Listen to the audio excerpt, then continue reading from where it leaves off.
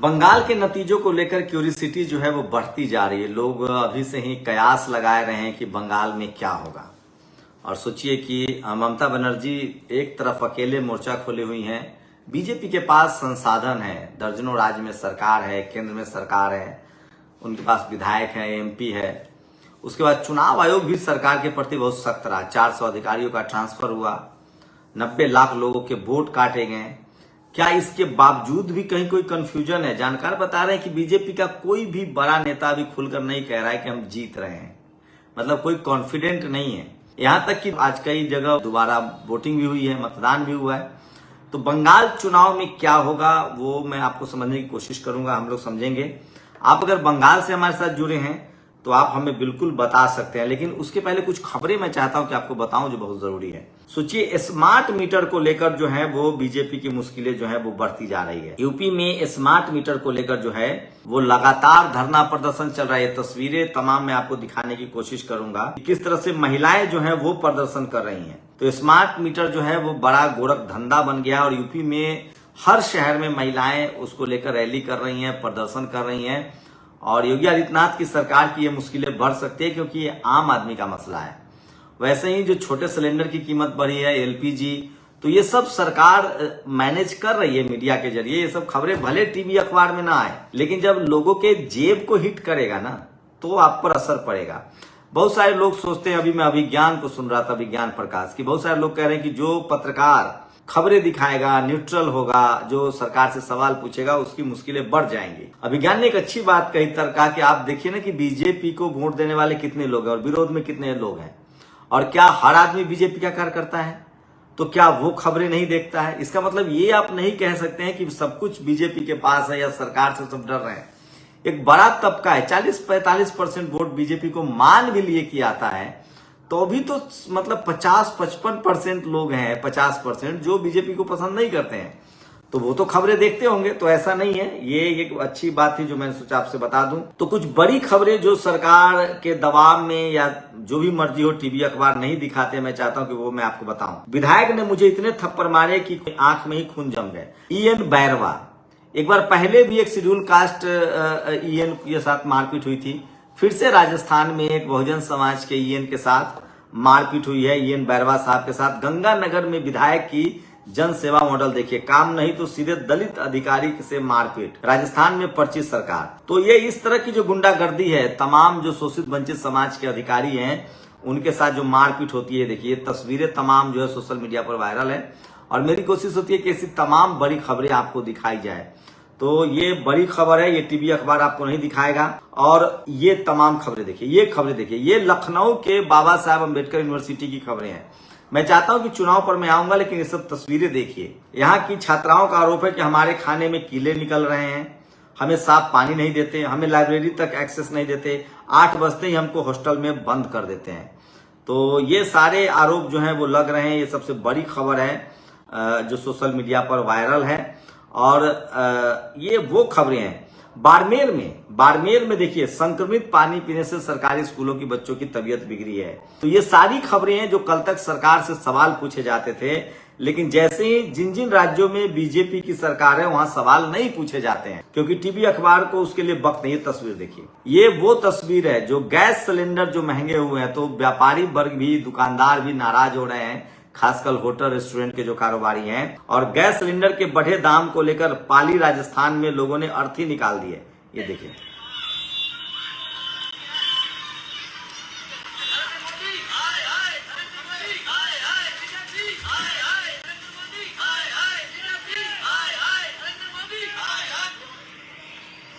तो ये तमाम खबरें हैं। पहले ये सारी खबरें टीवी अखबार पर चलती थी, सरकार से सवाल पूछे जाते थे। आजकल नहीं चल रहा है, लेकिन ऐसा नहीं कि नहीं चल रहा है तो ये सारी खबरें मर जा रही हैं।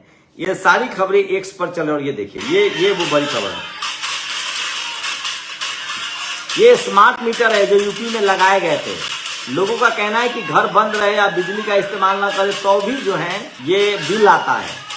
तो ये स्मार्ट मीटर का जो मामला है वो यूपी में बहुत बड़ा हो गया है। और मैं यही समझाने की कोशिश कर रहा हूं कि वो तमाम जो आम लोग, अब आम लोग ना इसके चपेट में आने लगे हैं। जो गांव के लोग हैं, गरीब लोग हैं, वो सब चपेट में आने लगे हैं। और ये धीरे धीरे इसकी वजह ये है ये आज एकदम सोशल मीडिया पर वायरल। सोचिए, सारे बड़े दुकानदार रोडों पर अतिक्रमण करके रखते हैं, लेकिन एक महिला जो अपना पेट पाल रही थी रेहड़ी लगा के, रेहड़ी पटली लगा के, उनके साथ किस तरह का सलूक हो रहा है। वो अपना गैस बचा रही है।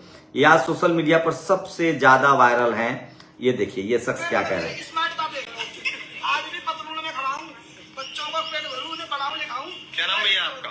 मेरा नाम है श्याम बाबू। बताएं क्या प्रॉब्लम आ रही है इस प्रकार की? साहब इतनी परेशानी आ गई है मीटर पे कि हमें कहीं ना पता पड़ती कब हम पे छाते में कितना चढ़ गए। देख परेशान। तो स्मार्ट मीटर जो है वो एक बड़ा मसला बन गया है और एक दर्दनाक खबर है। ये देखिए, ये तस्वीरें हैं तमाम। पहले मथुरा में भक्तों की एक नाव पलट गई थी, उसमें भी बहुत सारे लोग हताहत हुए थे। अभी जबलपुर में जो हुआ वो सब हृदय विदारक है। कहा जा रहा है कि 9 लोग अब दुनिया में नहीं रहे। तो इस तरह के स्टैम्पीड, भगदड़, तमाम धार्मिक आयोजनों में जो भगदड़ होता है, तमाम, अगर आप बोट में जा रहे हैं, आप कहीं नदी में या पानी में जा रहे हैं, तो अपनी सुरक्षा का ख्याल रखिए, क्योंकि आप अपने परिवार के लिए कम से कम दुनिया है। अकाउंटेबिलिटी नहीं है, सब खबरें नहीं चलती हैं, सरकार से सवाल नहीं पूछे जा रहे हैं, तो सब कुछ पता नहीं किसके सहारे है। और आप सावधान रहिए। और अपनी, मैं फिर कह रहा हूं कि खबरें जो है वो सोशल मीडिया पर लगातार चल रही हैं। ऐसा नहीं कि सोशल मीडिया पर खबरें नहीं चल रही, सोशल मीडिया पर लगातार खबरें चल रही हैं। और मैं इसलिए कह रहा हूं कि सोशल मीडिया ही सच्चा मीडिया है, सोशल मीडिया ही बहुजन मीडिया है। अब बात चुनाव से जुड़ी हुई। चुनाव में लगातार ममता बनर्जी को लेकर लोग कयास लगा रहे हैं कि क्या अब सब कुछ खत्म हो जाएगा। ये बड़ा सवाल है। क्या बीजेपी बंगाल में जीत रही है या क्या वहां पर किस पार्टी की सरकार बनेगी। 4 तारीख को काउंटिंग है, लेकिन ममता बनर्जी ने दावे किए हैं कि 200 से कम सीटें उनको नहीं आ रही है। तो तमाम अटकलबाजियां, तमाम एग्जिट पोल के बावजूद ममता बनर्जी कॉन्फिडेंट हैं। और जो जानकार बता रहे हैं कि इतना आसान नहीं है। बंगाल में हिंदू मुस्लिम से ज्यादा बंगाल फैक्टर जो है वो हावी है, बंगालियत का फैक्टर हावी है। और ममता बनर्जी ने अच्छा इस्तेमाल किया इस फैक्टर का। उन्होंने लगातार कहा है कि वो बंगाल की अस्मिता के साथ छेड़छाड़ नहीं होने देंगे। मछली का उन्होंने मुद्दा उठाया, उसके बाद बाहरी बनाम बंगाली का मुद्दा उठा है। वहीं कहा जा रहा है कि जो शेड्यूल कास्ट कम्युनिटी है, जो ओबीसी कम्युनिटी है, उनके साथ कुछ अच्छा नहीं हुआ है बंगाल में, चूंकि लगातार जनरल कम्युनिटी के लोग मुख्यमंत्री बनते रहे हैं, तो सोशल डाइवर्सिटी नहीं है। उसके बावजूद भी वहां लोगों ने वोट किया है, क्योंकि लोगों की नौकरी प्राथमिकता है, रोजगार प्राथमिकता है। और धीरे धीरे बहुजन समाज में, SC ST OBC में बीजेपी के प्रति जो है वो बहुत निगेटिव धारणा बन रही है। तो इसका बड़ा साइड इफेक्ट हुआ है। तो देखते हैं, नतीजे आएंगे और जो भी नतीजे आए, पूरे देश की नजर है, क्यूरियोसिटी है। इसी बीच DK शिव कुमार ने कहा है कि बीजेपी के लिए असम जितना भी मुश्किल होगा। तमाम एग्जिट पोल उनको बता रहे हैं कि असम में वो बड़ी लीड ले रहे हैं। DK शिव कुमार एक बड़े नेता हैं, कर्नाटक जीता है उन्होंने, बीजेपी के मुंह से छीना है। और उनका कहना है कि असम में हमारी सरकार बन रही है, हम एग्जिट पोल नहीं देखते हैं। इसी तरह की बात कर्नाटक में भी कही गई थी। तो ये देखिए कि असम को लेकर भी बड़ा मामला है। उसके बाद लेकिन ये है कि SIR के बाद बीजेपी नहीं आ रही है चुनाव, ये भी फैक्ट है। लेकिन क्या बंगाल में वो परसेप्शन टूट जाएगा? क्या असम में बीजेपी की वापसी नहीं हो रही है? ये तमाम 2 राज्यों की खबरें हैं। तमिलनाडु में DMK की जीत अगर होती है तो सोशल जस्टिस, सामाजिक न्याय को लेकर हिंदी पट्टी में और कुछ खेल होगा। अखिलेश यादव PDA को लेकर और मजबूत होंगे, तेजस्वी यादव की राजनीति बदलेगी। तो जहां जहां सोशल जस्टिस, सामाजिक न्याय की लड़ाई है, वहां वहां बीजेपी के लिए मुश्किलें होती है। वही बिहार में मंत्रिमंडल को लेकर कयास लगाए जा रहे हैं कि कौन होंगे मंत्री, कौन होंगे अगले मंत्री। सम्राट चौधरी वहां मुख्यमंत्री बन गए हैं। भागलपुर में जिस तरह से एक यादव समुदाय के आरोपी की इनकाउंटर कर दिया गया, तो लोगों को लग रहा है कि क्या वहां भी बुलडोजर और इनकाउंटर वाली सरकार शुरू हो जाएगी। सवाल है कि अगर कोई क्राइम करता है तो लीगल प्रोसेस है, कोर्ट है, कचहरी है। लेकिन एक नया चलन चला है यूपी से बुलडोजर, पैर में गोली मारना, सीधे इनकाउंटर कर देना। तो ऐसा लगता है कि अब जैसे इनकाउंटर जस्टिफाई होने लगा है।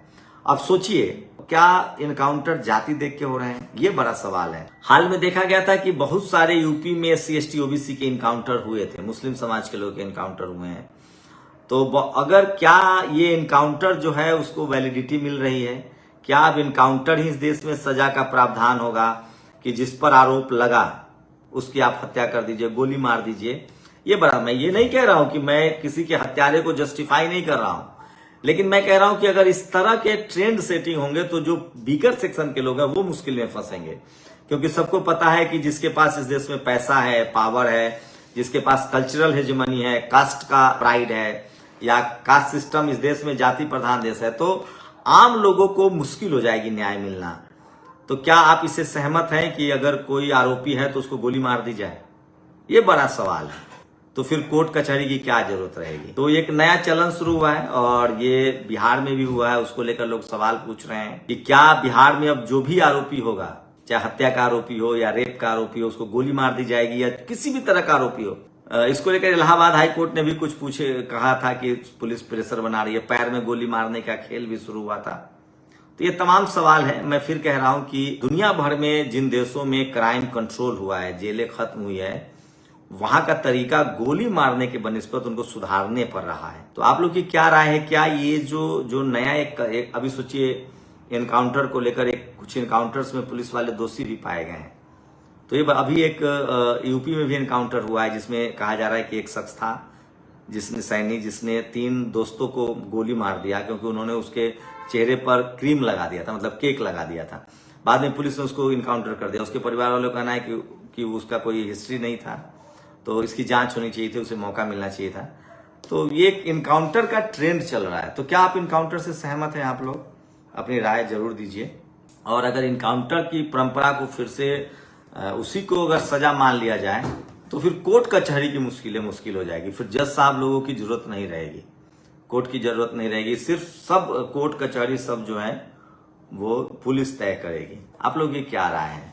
अपनी राय जरूर दीजिए। शुक्रिया। नेशनल दस्तक की आपसे गुजारिश है कि अगर इसको बचाना चाहते हैं तो नेशनल दस्तक को सब्सक्राइब करने के लिए रेड कलर के सब्सक्राइब बटन को दबाएं, फिर बेल आइकन की घंटी दबाएं। नेशनल दस्तक को बचाने के लिए बहुत जरूरी है कि हर खबर को शेयर करें, लाइक करें, कमेंट जरूर करें।